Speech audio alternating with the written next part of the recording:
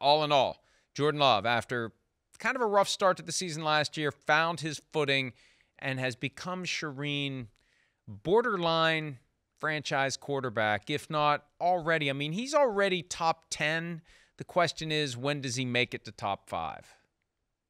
Yeah, I think that's the difference for him is getting there, over 4,000 passing yards last season, the 32 touchdowns, 11 interceptions. It was a great year, and even better in the postseason. I was there for that Cowboys game, and it wasn't that close. 48-32, I think, was the final, and it was not that close. I mean, we all know the Packers dominated that game, and they dominated that game because of Jordan Love's play.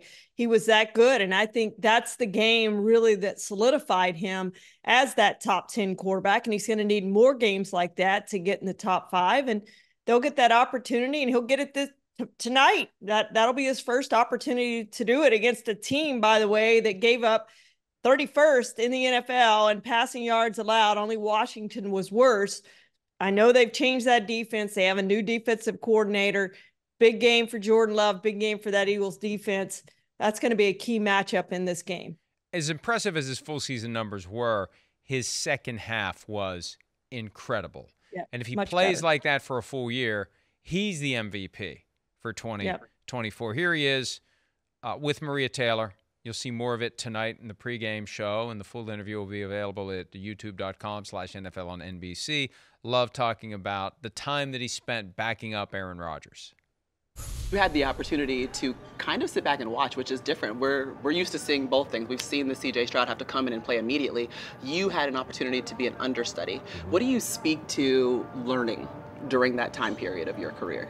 Yeah, I mean, I'm grateful for it. It was, I think the best thing for me in my career is just be able to sit here for 3 years behind Aaron Rodgers, one of the greatest to do it, and just learn, watch him do it, watch him how he operates and handles business and plays quarterback at the highest level, and just see. So I learned so much just from being able to watch him, and who knows, if I was in a different situation and had to go in and start my rookie year, who knows where I'd be right now, if I would have been ready, if I would have been the player I would have been last year. So, I'm grateful for that opportunity to be able to sit and learn and just develop my game.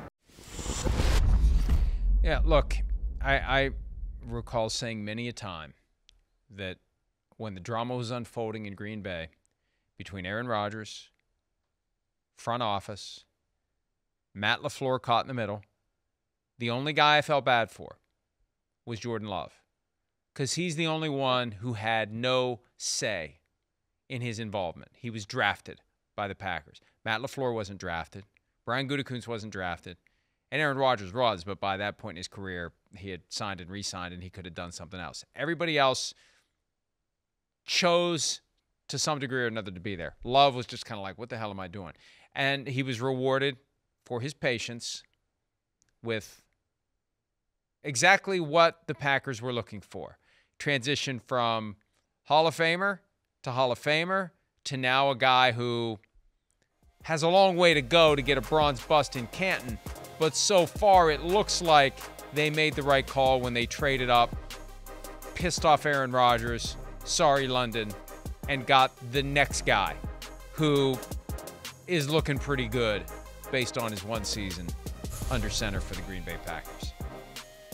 Yeah, and the original plan, Mike, was for him to be the starter in 2022. And guess what happened? Aaron Rodgers goes out and has an MVP. You can't let the MVP walk away, and they didn't let him walk away. He played one more year for the Packers before leaving to go to the Jets. And finally, Jordan Love ascended to that starting position. But it's the same tactic they used with Aaron Rodgers, and look what happened to him. And it's a value sometimes, and not many teams. The Packers may be the only team to have done it for sure twice, but to draft quarterbacks that high and let them sit that long, watch, learn, invaluable. And we used to see it all the time, Mike.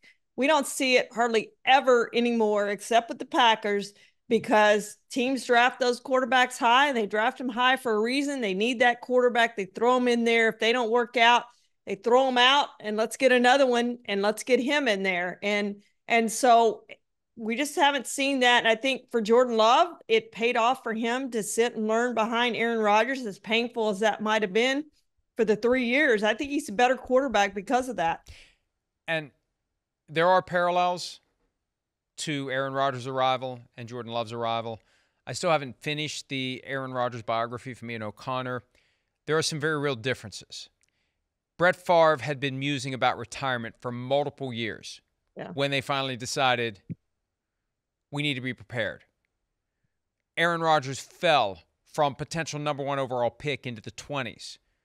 It's easy to make the argument, what are we going to do? He's the best player on the board by far. Why wouldn't we take him, especially when our quarterback keeps talking about retiring? With Jordan Love, they traded up to get him. They didn't need a quarterback. Rodgers was talking about finishing his career with the Green Bay Packers and playing into his 40s. And it worked because Rodgers won the MVP award in 2020 and 2021. He got a kick in the ass from that.